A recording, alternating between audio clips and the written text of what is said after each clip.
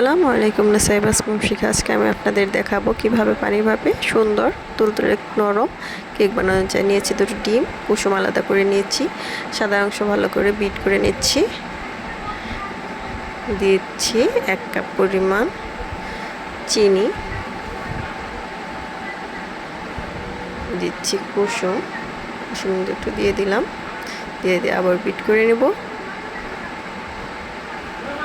নিয়েছি 1 কাপের একটু বেশি ময়দা, গুঁড়ো দুধ 2 চামচ, 1 চামচ বেকিং পাউডার। এবার ভালোভাবে মিশিয়ে নেব। আলতো করে খুব সাবধানে মেশাতে হবে।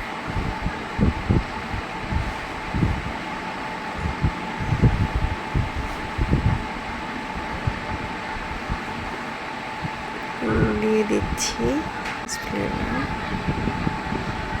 আমি কাগজ দিয়ে এভাবে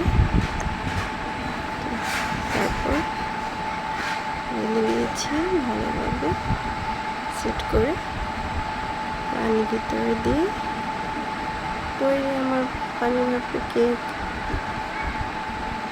কতটা সুন্দর হয়েছে। আল্লাহ হাফেজ সবাই।